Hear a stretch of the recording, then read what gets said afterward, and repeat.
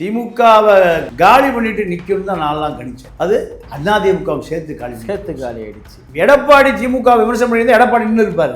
எடப்பாடியும் திமுக ஒன்னாய் இல்லைன்னா இவ்வளவு பெரிய திராவிட இயக்கத்தை தொடச்சி எரிஞ்சிருக்க மாட்டாமா.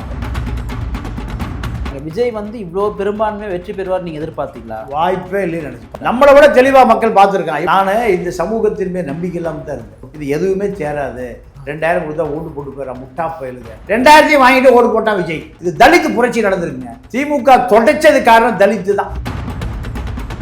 இப்போ இந்த 11 தொகுதிக்கு விஜய் எங்க போவாரு, யார் கொடுப்பா? அதிமுக உடைச்சு கொண்டு வரதுக்கு செங்கோட்டையன் தயாரா இருக்கு. அப்படியா? ஆமா, 20 சீட்டு தேர்தலுக்கு செலவு பண்ண பணம் 50 கோடி ரூபாய், இன்னொரு 50 கோடி வாங்கிக்க, 100 கோடி, 4 அமைச்சர் தர்றேன். எப்படி டீலிங்? திமுக கூட்டில் இருக்கக்கூடிய விசிக, 2 கம்யூனிஸ்ட், அப்புறம் காங்கிரஸ், இவங்க ஆதரவு தெரிவிப்பாங்கன்னு நினைச்சேன் நான். அப்படி நடக்க இல்லை. இந்த ப்ராசஸ் நடந்துட்டு இருக்கு. காங்கிரஸும் ஆதரவு தரேன்னு சொல்லியிருக்காரு. ராகுலே பேசியிருக்காரு. இல்லை, திருமாவளவனுடைய அறிக்கையுமே கிட்டத்தட்ட அது மாதிரி தான் இருக்கு, ஆதரவு தர்ற மாதிரி தான் இருக்கு. எப்போ வேணா வந்துருவார். எப்போ வேணா வந்துருவார். இல்லை, திருமாவுக்கு இப்போ டிமாண்டே இல்லை. ஸ்டாலினே தோத்து போயிருக்காரு. எதிர்பார்த்தீங்களா நீங்க தோப்பாருன்னு? இல்ல ஏன்னா நானுமே எதிர்பார்க்கலாம். எப்படி இந்த முடிவுக்கு மக்கள் வந்தாங்க? நீங்க ஸ்டாலின் அப்பா தான் தோத்துருப்பாரு. நிறைய பேர் சமூகத்தில் எழுதுறாங்க, என்னோட திமுக தோற்று பிரச்சனை கிடையாது, ஸ்டாலினை தோக்கட்டுக்கு எப்படி அவங்களுக்கு மனசு வந்துச்சு? அவன் திமுக சொம்பு வாங்கி தின்னவன், பொறுக்கி தின்னவன், லஞ்சம் வாங்கினவன், முடிச்சா உள்ள மாதிரி எழுதுத்தானே. குளத்து தொகுதி நல்லா பண்ணிருக்காருன்னு சொல்றாங்களே, அப்படியே மக்கள் தோக்கடிச்சான் சொல்லுங்க. மக்கள் லூசா போயிட்டானா, மெண்டலா? இன்னைக்கே திராவிட இயக்கம் வந்து ஓரளவுக்கு அழிஞ்சிருச்சுன்னு சொல்லும் பொழுது புதிய மாற்றா யார் இருக்காங்கன்னு நினைக்கிறேன். விஜய்க்கு அடுத்துதான் யார் வருவாங்கன்னு நினைக்கிறது. அந்த இடத்துல விஜய் வருவாங்க. நம்ம 10 வருஷத்துக்கு யாருக்கா தெரியுமா? நேத்து வரைக்கும் தெரியாது. அது போல நான் ஏன் திராவிட இயக்கம் அழியணும்னு சொன்னோம்னா, திராவிட இயக்கம் அழிஞ்சாதான் அடுத்த சக்தி.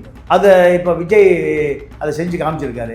இதுல இருந்து ஒரு அரசியல் முதிர்ச்சியான ஒரு சக்தி வரும். இந்த திமுகவை முரட்டுத்தனம் ஆதரிக்கக்கூடிய சில பேர் என்ன சொல்றாங்கன்னா, பாஜக இவிஎம்ல வேலை பார்த்துருக்கு, பாஜக நேரடியாக வந்தா கண்டுபிடிச்சிருவாங்கன்றதுக்காக விஜய் அவரை வச்சிருக்காங்கன்னு சொல்றாங்க. எப்படி பாக்குறீங்க? இவிஎம் இவனுங்க மனநோயாளிகள், அவ்வளவுதான். நிம்மதி ப்ராப்பர்ட்டி மேனேஜ்மெண்ட், உங்கள் பழைய வீட்டை புதிய வீடாக மாற்றலாம் வாங்க. வாய்ஸ் ஆஃப் தமிழோட பார்வையாளர்களுக்கு வணக்கம். இன்றைய சிறப்பு நேர்காணலில் நம்ம இணைந்திருப்பவர் மூத்த பத்திரிகையாளர் திரு தமிழாப்பணி அவர்கள். சார் வணக்கம். வணக்கம். தமிழ்நாடு எதிர்பாராத ஒரு திருப்பு நடந்திருக்கு. விஜய் அவர்கள் முதலமைச்சராக பதவியேற்க போறாரு. ஆனால் இன்னும் அவருக்கு 10 சீட் வந்து தேவைப்படுது. தமிழ்நாட்டு மக்கள் வந்து பெரும்பான்மையாக விஜய் அவர்களை தங்களுக்கான முதலமைச்சராக தேர்ந்தெடுத்ததுக்கான காரணமும் முதல்ல நீங்கள் எதை பார்க்குறீங்க? திராவிட இயக்கத்தின் மீது அளவு கடந்த வெறுப்பு. அது திமுகவை காலி பண்ணிட்டு நிற்கும் தான் நான்லாம் கணிச்சேன். அது அதிமுகவை சேர்த்து காலி ஆயிடுச்சு. அப்போ இது ஒட்டுமொத்தமாக திராவிட இயக்கங்களின் மீது ஏற்பட்ட கடுமையான வெறுப்பு. நீங்க எடப்பாடி கூட திமுகவை விமர்சனம் பண்ணல. ஆமா, நீங்க எடப்பாடி திமுக விமர்சனம் பண்ணி எடப்பாடி இன்னும் இருப்பாரு. எடப்பாடியும் திமுக ஒன்னாய் போச்சு. இதை நீங்க எடப்பாடிட்டு இருந்த 2 ஹைவே செக்ரட்டரிகள் தான் வேலுக்கும் இருக்கான். ஓகே, அப்ப எப்படி மக்கள் இது கீழே இருக்கிறவனுக்குலாம் தெரியாது. இந்த தின வாந்தி தந்தி இதை போடவே மாட்டான்.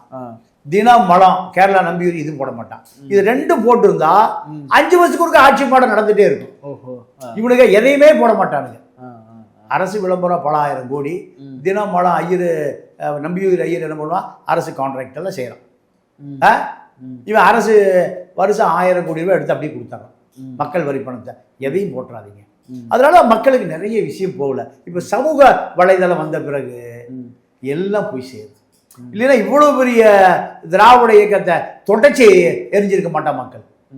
திராவிட இயக்கத்தை தொடச்சி எறியும் போது இன்னொரு திராவிட இயக்கத்தை தான் தேடுவான்.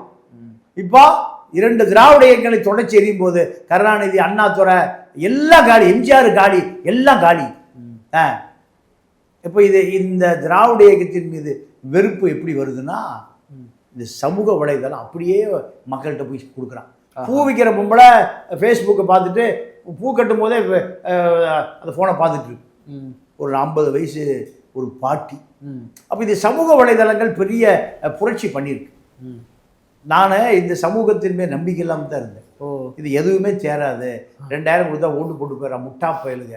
பெரியார் சொன்ன மாதிரி முட்டால் ஓட்டு போடுறான், அயோக்கிய. பெரியார் பார்த்தா சந்தோஷப்பட்டிருப்பார்.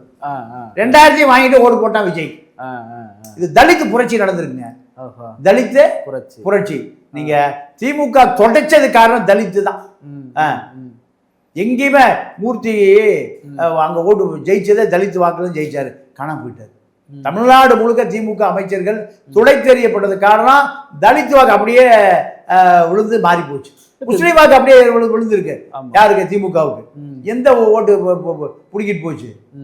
தலித் வாக்குகள் தான் பெருவாரியா திமுக அமைச்சர்கள் தோற்பதற்கு காரணமே இந்த தலித் புரட்சி. இல்ல இந்த இந்த எதிர்பார்த்தீங்களா நீங்க? விஜய் வந்து இவ்வளோ பெரும்பான்மையா வெற்றி பெறுவார் நீங்க எதிர்பார்த்தீங்களா? வாய்ப்பே இல்லைன்னு நினைச்சு 10 முதல் 15% வாக்கு தான் வாங்குவார். தமிழ்நாட்டு மக்கள் வந்து எப்படி இவ்வளோ பேரும் வந்து ஒருமித்து கருத்தோடு விஜய்க்கு வந்து ஓட்டு போட்டிருக்காங்கன்றது வெறுமனையா திமுக எதிர்ப்பு நிலை மட்டுமேவா, இல்ல இவனும் சரியில்லை இவனும் சரியில்லை போடுவோம் நம்ம விஜய்க்குன்ற போட்டிருக்காங்க? அதான் ரெண்டும் ஒன்று தானே. நான் சொல்றது ஒன்று தான், நீங்க சொல்றது ஒன்று தான். ஆஹா.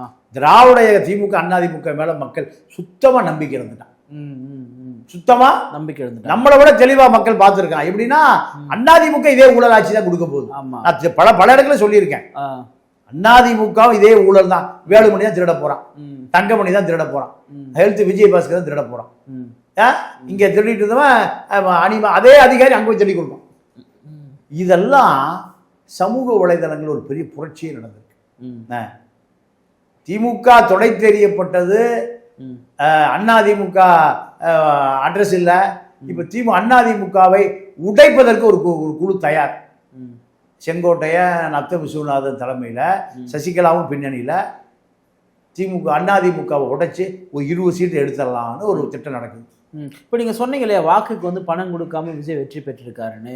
இப்போ திமுக அதிமுக பெரும்பான்மையான பல்லாயிரக்கணக்கான கோடியை வந்து வாரி இறைத்தாங்க, மக்கள் அதெல்லாம் வாங்கிக்கிட்டாங்க. ஆனால் தங்களுடைய வாக்கை வந்து விஜய்க்கு போட்டிருக்காங்க. எப்படி விஜய் மாற்றா வராரு? விஜயகாந்துக்கு அந்த வாய்ப்பு கிடைக்கல, சீமானுக்கு அந்த வாய்ப்பு கிடைக்கல, வைகோக்கு அந்த வாய்ப்பு கிடைக்கல, யாருக்குமே கிடைக்காத வாய்ப்பு இவருக்கு எப்படி கிடைக்குது? இல்லை, உங்கள் கேள்வியே புரிதல் இல்லாமல் கேட்குறீங்க. வைகோ கடைசி வரை இருந்தான், அவர் தான் முதலமைச்சர். தனியார் இருந்தா என்ன பண்ணார்? அவரு திருப்பி போனார் திமுக கூட. அதிமுக ஓட்டு போடுவானாவது போட மாட்டாங்க. அப்புறம் சரி, அடுத்து விஜயகாந்த் என்ன பண்ணாரு? இல்ல நான் எதுக்காக இதை கேட்டேன்னா, விஜயகாந்த் வந்து முதல் தேர்தலில் முதல்ல வைகோ பேசுவோம் தெளிவா, முதல் விஷயம் தெளிவாங்க. சரி, வைகோ யாரை எடுத்து வெளியே வந்தார்? திமுக எதிர்த்து. கடைசி எங்க போய் சேர்ந்தார்? திமுகல. தொண்டை முறை என்ன பண்ணான்? அவன் போயிட்டான் திமுக. அங்கேயே செட்டில் ஆட்டி இவர் வெளியே வந்தாரு, எவனும் வெளியே வரல. இதான் நடந்தது. அப்படி போலாமா? போகக்கூடாது. அப்புறம் அது அடுத்து யாரை சொன்னீங்க? விஜயகாந்த். விஜயகாந்த் ஆண்டவனோடு கூட்டணி மக்களோட திமுகவுக்கு தாயா அதிமுக நான் தான் எதிர்ப்பினாரு, நான் தான் எதிரினாரு. கடைசியா 2000 கோடி பொட்டியை வேண்டி பொண்டாட்டி மொத்தமாக கொண்டு போய் அங்கே வித்து விட்டான். இல்ல, ஆனா முதல் தேர்தலில் அவர் ஒத்து தான் வின் பண்றாரு சார். அதெல்லாம் விடுங்க சார். ஆனா விஜய் இவ்வளவு தொகுதி வின் பண்றாரு. விஜய் சிஎம் ஆக போறாரு முதல் தேர்தல். ஏன் ஆகுறாருன்னா எல்லா பயிலும் சீமா ஏமாத்திட்டான். சீமா இப்போ அதிமுக காசு வாங்குறான், திமுக காசு வாங்குறான். விஜயகாந்த் மொத்தமாக கட்சியை கொண்டு போய் ஜெயலலிதா விட்டு வித்து விட்டாரு. அப்போ இந்த 2 ஆண்டு காலம் திமுகவுக்கு யாரும் சிம்ம சொப்பனமா இல்லை. யாருமே சிம்ம சொப்பனமா இல்லை. எடப்பாடி கூட இல்லை. எடப்பாடி தான் எடப்பாடி தப்பிச்சிருப்பாரு. எடப்பாடி திமுகவை எதுக்கவே இல்லை. ஏன் எதுக்குறீங்கன்னா திமுக ஆட்சி வந்தவர் இவங்க மேல வழக்கு போட்டுன்னு எடப்பாடி பயந்தார். ஓஹோ, எடப்பாடி பயந்தாரு. மறுபடியும் இவர் ஆட்சி வந்தானா அவன் திருடுறத இவர் கட்டிங் வாங்கிக்குவார். இதை தெளிவா மக்கள் பார்க்குறான். பார்த்த பிறகுதான் 2 வருஷ காலம் மூச்சு விடாம திமுக எதுக்கிறார். அதான் தகுதி, வேற எந்த தகுதியும் இல்லை. தூய சக்தியா தீய சக்தி? இதை யாருமே எடப்பாடியே சொல்லலையே. சொல்ல வேண்டிய எடப்பாடியே சொல்லலையே. அப்ப என்ன நினைக்கிறான்? இந்த ஆள் தான் சரியான ஆள். திமுக அவ்வளவு கோபம், அவ்வளவு கொடூரமான கோபம். இல்ல, இப்போ ஸ்டாலினே தோத்து போயிருக்காரு. எதிர்பார்த்தீங்களா நீங்க தோப்பாருன்னு? இல்ல இல்ல, ஏன்னா நானுமே எதிர்பார்க்கல. எப்படி இந்த முடிவுக்கு மக்கள் வந்தாங்க? கொளத்தூர் தொகுதி மக்கள் ஸ்டாலின் எல்லாம் கொளத்தூர்ல தமிழ்நாடு பூரா அப்படிதான். இல்ல, ஸ்டாலின் தோக்குறாரு. நீங்க ஸ்டாலின் அப்பா என்ன தோத்துருப்பார், கருணாநிதி தோத்துருப்பார். நீங்க அதுல ஒரு விஷயம் என்ன நடந்ததுன்னா, பல வேட்பாளர்கள் திமுக பர்ச்சேஸ் பண்ணிட்டான். சரி, எனக்கு பட்டியல வாசிக்க முடியும். அவன் தொகுதிக்கே வரல, ஆனாலும் ஜெயிச்சிருக்கான். எடப்பாடி தொகுதியில வேட்பாளர் வேட்புமனுக்கே வரல, வேட்புமனு கொடுத்துட்டு அதோட காணாம போயிட்டான். 40,000 ஓட்டு வாங்கியிருக்கான். வேட்பாளர் களத்துக்கே வரலீங்க. அவன் நின்று வேலை செஞ்சாலும் எடப்பாடி தோத்துருப்பார். எங்க எடப்பாடியில்? எடப்பாடி தொகுதியில அருண்குமார்ங்கிறவன் ஒரு 50 லட்சம் வாங்கி காணாம ஓடி போயிட்டான். அங்க நின்று வேலை பார்த்துருந்தான்னா யாரு தோத்துப்பா. எடப்பாடி. இதுதான் நிலம். அப்போ யார் மேல கோபம்? திராவிட இயக்க திருட்டு பயிலுவா ஒன்னா நம்பர் கொள்ள கோஷ்டி கொண்டு 2000 கொடுக்குறான், 2 லட்சம் ஓட்டுக்கு 40 கோடி கொடுக்குறான். எங்கடா அடிச்சானு இந்த பணம் எல்லாம் பேசுறாங்க. நிறைய பேர் சமூகத்தில் எழுதுறாங்க, என்னோட திமுக தொகுதிக்குள்ள பிரச்சனை கிடையாது, ஸ்டாலினை தோக்கடிக்கு எப்பறம் உங்களுக்கு மனசு வந்துச்சு, இவ்வளவு நல்ல திட்டங்கள் பண்ணிருக்காரு, குறிப்பா அந்த தொகுதிக்கு அவ்வளவு பண்ணிருக்காரு, அவரை போய் தோக்கச்சிட்டீங்களா பாவீங்களா அப்படின்னு சொல்லி எழுதுறானுங்களே. இல்ல அவன் திமுக சொம்பு வாங்கி தின்னவன், பொறுக்கி தின்னவன், லஞ்சம் வாங்கினவன், முடிச்சா முள்ள மாதிரி எழுதுத்தானே. குளத்தூர் தொகுதியில் நல்லா பண்ணிருக்காருன்னு சொல்றாங்களே. அப்பயே மக்கள் தோக்கடிச்சான் சொல்லுங்க. மக்கள் லூசா போயிட்டானா மெண்டலா? அப்படிலாம் இல்ல. பணம் கொட்டி குட்டி கொடுத்தீங்களா? கொட்டி குட்டி கொடுத்தீங்களா? எல்லா தொகுதிக்கும் 2 லட்சம் இன்ஸ்டன்ட் அடுப்பு. குளத்தூர்ல ஸ்டாலின் தொகுதி காரணம் சேகர் பாபுன்னு சொல்றாங்களே, உண்மையா? சேகர் பாபுங்க, அப்புறம் இன்னொருத்தன் ஆயிலுடைய பாபுங்க, அப்புறம் ஆட்டையை போட்டு அதெல்லாம் காரணம் சார். அதெல்லாம் அவன் அறிவுக்கு தகுந்த மாதிரி யோசிக்கிறான். 3ஆவது படிச்சவன் 3வது அளவு யோசிப்பான், 5ஆவது படிச்சவன் அவன் லெவலுக்கு யோசிப்பான், 6ஆவது படிச்சவன் 6ஆவது படிக்கிறவங்க போகாத அவன். இந்த கதையில அதுதான். திமுக மீது அவ்வளவு வெறுப்பு. வேற எந்த நீங்க 96ல் ஜெயலலிதா டெபாசிட்டே போச்சு தெரியுமா? என்ன காரணம்? அந்த அட்டியான புட்டு நகமா நடமாடும் நகைக்கடை பார்த்தா அவ்வளவு கோபம் மக்களுக்கு. சுகவனம் ஜெயிக்கிறான், 2வது டி ராஜேந்திரன், 3வது டெபாசிட்டே போகுது. எவ்வளவு கோபம் மக்களுக்கு இருக்கு. அந்த கோபம் தான் இப்போ திமுக மீது. திமுக மீது அந்த மக்களுடைய கோபமே தவிர சும்மா அவன் அறிவித்தது மாதிரி சைக்கிள்ல வந்தான், ஆட்டோல வந்தான், நடந்து வந்தான், செருப்புலாம் வந்து சென்னையை ஒட்டு மொத்தமா ஸ்வீப் பண்ணிருக்காங்க. 2 இடத்த தவிர சேப்பாக்கமும் துறைமுகம் தவிர. சேப்பாக்கிலே உதயநிதி பார்த்தீங்கன்னா ஆரம்பத்துல பின்னடைவுல இருந்தார், அப்புறமா தான் முன்னடைப்பு வந்தார். கிட்டத்தட்ட அவருமே தோத்து போயிட்டு இருப்பார் போலயே. அது முஸ்லீம் வாக்கு. துறைமுகம் காப்பாற்றுனதும் சேப்பாக்கு முஸ்லீம் வாக்கு எல்லாம் தோத்துட்டு இருப்பாங்க தான். ஆமாம், முஸ்லீம்கள் தான் 2 பேரையுமே காப்பாற்றினாங்க. இப்போ விஜய் அவர்களுக்கு வந்து இன்னும் தேவைப்படுறது ஒரு 10 சீட் வந்து தேவைப்படுது. இன்னும் சொல்ல போனால் ஒன்று ரிசைன் பண்ணால் 11 தேவைப்படுது அதிகபட்சமாக. இப்போ இந்த 11 தொகுதிக்கு விஜய் எங்கே போவார், யார் கொடுப்பா ஆதரவு? நீங்கள் இது ஒரு பெரிய விஷயமே இல்லை. அதிமுக உடைச்சு கொண்டு வரதுக்கு செங்கோட்டையன் தயாராக இருக்காரு. அப்படியா? ஆமாம், 20 சீட்டு நத்தா. இப்போ எனக்கு மந்திரி கொடுத்தே நான் கூட்டி இருந்தார் 20 பேரை வந்துடுவாங்களா சார்? ஆமாம், தேர்தல் இல்லை சார். அதாவது தேர்தலுக்கு செலவு பண்ண பணம் 50 கோடி ரூபா, இன்னொரு 50 கோடி வாங்கிக்க, 100 கோடி. 4 அமைச்சர் தர்றேன். 4 அமைச்சர் 20 பேருக்கு 4 அமைச்சர் வர்றத 4 பேர் பங்கி வச்சுக்கோங்க. எப்படி டீலிங்? 20 பேர் வந்துருங்க, 4 பேர் ஒன்று அமைச்சர் ஆகுறாங்கல்ல. இந்த டீலிங்கே அக்காவை நீ வச்சுக்க, பேக்கரி நான் வச்சுக்க, டீலிங் நல்லா இருக்கா? இந்த சோர்ஸுக்கு இப்போ அதிமுக தயாரா இருக்கு. அப்படியா? ஆமா. நான் என்ன நினைச்சேன், இப்போ திமுக கூட்டில் இருக்கக்கூடிய விசிகா, 2 கம்யூனிஸ்ட், அப்புறம் காங்கிரஸ், இவங்க ஆதரவு தெரிவிப்பாங்கன்னு நினைச்சேன் நான். அப்படி நடக்க இல்லை. இந்த ப்ராசஸ் நடந்துட்டு இருக்கு. காங்கிரஸும் ஆதரவு தரேன்னு சொல்லியிருக்காரு. ராகுலே பேசியிருக்காரு, சௌமியாவும் பேசியிருக்கு. இல்லை, திருமாவளவனுடைய அறிக்கையுமே கிட்டத்தட்ட அது மாதிரி தான் இருக்கு, ஆதரவு தர்ற மாதிரி தான் இருக்கு. அவர் தந்துருவார், அவர் திமுக வந்துருவார், அவர் எப்போ வேணா வந்துருவார், எப்போ வேணா வந்துருவார். திருமாவுக்கு இப்போ டிமாண்டே இல்லை. திருமாவுக்கு டிமாண்டே இல்லை. அவரு திமுகவை தூக்கி சுமந்த கோபம் எல்லாத்துக்கும் இருக்கு. அதாவது இப்போ ஆதவ அர்ஜுனா ஒரு காலத்தில் திருமாவை விஜய் சேர்த்து வைக்கலாம்னு ஒரு முயற்சி பண்ணாரு. அதுக்கு இவர் வரல. இவர் வெளியே அனுப்பிச்சதுக்காக திமுக சொல்லி தான் ஆதவ அர்ஜுனாவை வெளியே அனுப்பிச்சாங்க. அதனால திருமா நம்பிக்கைக்குரிய நபர் அல்ல. நமக்கு பிரேமலதா ஒரு சீட் வச்சிருக்காங்க. பிரேமலதா எங்க வீட்டு தம்பி தான் விஜய்னு சொல்லியிருக்காங்க. அவங்க வருவதுக்கு வாய்ப்பு இருக்கா? பிரேமலதா சார் யாரு வேணா போலாம் சார் அங்க போலாம். ஆனா இப்போ இவங்க நினைக்கிறாங்க இல்லையா, விஜய்க்கு வந்து பெரும்பான்மை நிரூபிக்க முடியாது, அவர் ஆட்சி அமைக்க முடியாது, எப்படி இருந்தாலும் கலைஞரும் அப்படின்னு நினைக்கிறாங்க. அது நடக்காது. அதெல்லாம் நடக்காது, அது வாய்ப்பு இல்லை. அதாவது 10 சீட்டு என்பது தமிழ்நாட்டில் காங்கிரஸும் கம்யூனிஸ்ட் பிசி இந்த திமுக அதிமுக கூட்டணி அதிமுக. சார் எப்படி சார் இப்போ அதிமுக வின் பண்ணவங்க வந்து ஆதரவு கொடுப்பாங்க? அது எனக்கு ரொம்ப குழப்பமா இருக்கு. இல்லை இல்லை, அதாவது நீங்க இப்போ ஏன்னா இல்லை பொன்னையன் சொன்னாரு, அதுக்காக கேட்குறேன். பொன்னையன் என்ன சொன்னாருன்னா, நாங்க தமிழக வெற்றி கழகத்துக்கு ஆதரவு கொடுக்க மாட்டோம் அப்படின்னு பொன்னையன் சொல்லியிருக்காரு இல்லையா, அதனால நான் கேட்குறேன். பொன்னையன் ஒன்றும் அதிமுக ஃபவுண்டர் கிடையாது. பொன்னையெல்லாம் ஒரு பொருட்டே அல்ல அவங்களுக்கு. இது எடப்பாடிகிட்ட பேசுறாங்க, எடப்பாடி முடியாதுன்னா இதை உடைக்கிறதுக்கு 20 பேர் தயாராக இருக்கு. யார் தலைமை? யார் தலைமை? நத்தன் தலைமையில். வேலுமணி தலைமையில் கிடையாதோ? வேலுமணி தலைமையில். வேலுமணி அவங்க சீண்டவே இல்லை. வேலுமணியை அவர்கள் சீண்டவே இல்லை. வேலுமணி பாஜக ஆளு, அதிமுக ஆளு கூட இல்லை, அவர் பாஜக ஆளு. அதனால இப்போ வேலுமணிக்கெல்லாம் இங்கே டிமாண்ட் இல்லை.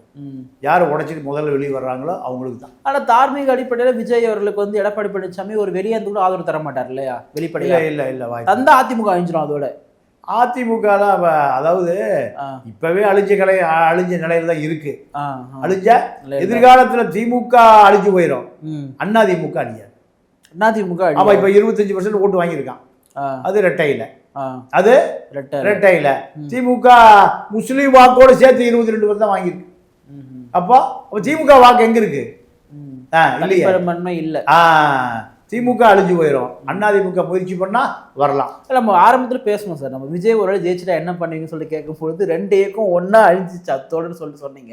இன்னைக்கே திராவிட இயக்கம் வந்து ஓரளவுக்கு அழிஞ்சிருச்சுன்னு சொல்லும் பொழுது புதிய மாற்றா யார் இருக்காங்கன்னு நினைக்கிறேன். இப்போ விஜய்க்கு அடுத்துதான் யார் வருவாங்கன்னு அந்த இடத்துல விஜய் வருவாங்க. நம்ம 10 வருஷத்துக்கு யாருக்கா தெரியுமா? நேத்து வரைக்கும் தெரியாத. அது போல நான் ஏன் திராவிட இயக்கம் அழியணும்னு சொன்னேன்னா, திராவிட இயக்கம் அழிஞ்சாதான் அடுத்த சக்தி வரும், புதிய சக்தி வரும். அதை இப்ப விஜய் அதை செஞ்சு காமிச்சிருக்காரு. இதுல இருந்து ஒரு அரசியல் முதிர்ச்சியான ஒரு சக்தி வரும். ஓஹோ. அரசியல் முதிர்ச்சியான ஒரு தமிழ் தேசிய சக்தி வரும். இல்ல சில பேர்லாம் கிண்டல் பண்றானுங்க. இப்ப விஜய் கட்சிக்காரனுக்குலாம் ஓட்டு போட்டிருக்காங்கன்னா மக்களை நீங்க யோசிச்சு பாருங்க. இப்ப முதல் வெற்றி பாத்தீங்கன்னா ஸ்ரீசாந்த் ஒரு நடிகர் ஒரு காமெடி நடிகர் வெற்றி பெற்றாரு. இப்போ இவங்கெல்லாம் சட்டசபை போய் என்ன பண்ண போறாங்க? புஷியானந்த சட்டசபை என்ன பண்ண போறாங்க? இப்படிப்பட்ட தப்பு பண்ணிட்டீங்களே மக்களேன்ற மாதிரிலாம் கேள்வி கேட்குறாங்க. இல்லை, அதை திமுக சொல்லும்போது சிபி செந்தில் கும்பல் தான் கேட்குறான். சிபி செந்தில். ஆமா, அதாவது 67 அண்ணா போகும்போது இதை விட மோசமான ஆட்கள் தான் சட்டசபைக்கு வந்தான். ஓ, அண்ணா முதலமைச்சர் இதை விட மோசமான ஆட்கள் தான் சட்டசபைக்கு வந்தான். அவனுக்கு மெட்ராஸே வந்ததில்லை. மெட்ராஸே வந்ததில்லை.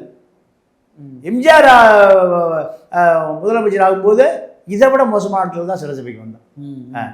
அதனால அதிகாரம் மாறுகிற பொழுது நீங்க இது போன்ற ஒரு அதிர்ச்சியெல்லாம் நடக்கும். அதாவது அஸ்ஸாமில் மாணவர்கள் புரட்சி பண்றான். மாணவர்கள் புரட்சி பண்றான். என்ன புரட்சினா, அஸ்ஸாம் மண்ணின் மைந்தர்கள் 49% பேர் தான் வந்துட்டான். வந்தேரிகள் 51% வந்துட்டான். அரசு அதிகாரி, மத்திய அரசு, மாநில எல்லா பக்கமும் அஸ்ஸாம் அல்லாதவன் வேலைக்கு வந்துட்டான். இப்போ நாங்கள் எங்கடா போறதுன்னு அஸ்ஸாம் கணபரிஷத்துன்னு மாணவர்கள் சேர்ந்து கட்சி ஆரம்பிக்கிறோம். கட்சி ஆரம்பிச்சு முதல் தேர்தலையே முதலமைச்சர். பள்ளிக்கூடமா இதாவது நீங்க புஷி கிஷியெல்லாம் ஏதோ எம்எல்ஏ வந்தவர். விஜய் பெரிய ஒரு ஸ்டாரு. அப்ப மாணவர் பள்ளிக்கூடத்துக்கு போயிட்டு கூட என்ன ஆயிட்டான்? எம்எல்ஏ ஆயிட்டான். காலேஜுக்கு போனவர் மந்திரி ஆயிட்டாரு. காலேஜில் மாணவர் தலைவர் முதலமைச்சர். இந்த திமுகவை முரட்டுத்தனம் ஆதரிக்கக்கூடிய சில பேர் என்ன சொல்றாங்கன்னா, பாஜக இவிஎம்ல வேலை பார்த்துருக்கு, பாஜக நேரடியாக வந்தால் கண்டுபிடிச்சிருவாங்கன்றதுக்காக விஜய் அவரை வச்சிருக்காங்கன்னு சொல்றாங்க. எப்படி பார்க்குறீங்க இவிஎம்? இவனுங்க மனநோயாளிகள், அவ்வளோதான். அதுக்கு மேலே என்னத்து போய் சொல்ல. காலையில் நிறைய பேர் அப்படி தான் சொன்னா, இந்த மனநோயாளிகள் எப்பவும் இப்படி தான் சொல்லிட்டு இருப்பான். இந்த மனநோயாளிகள் இன்னும் கொஞ்சம் பேர் திமுக அழிய வரைக்கும் கடைசியாக அழிஞ்சு போவான். அழிவதற்கு முன்பு இப்படி தான் சொல்லிட்டு இருப்பான். அதனால் அதெல்லாம் நம்ம கணக்கில் எடுக்க வேண்டிய அவசியமே இல்லை.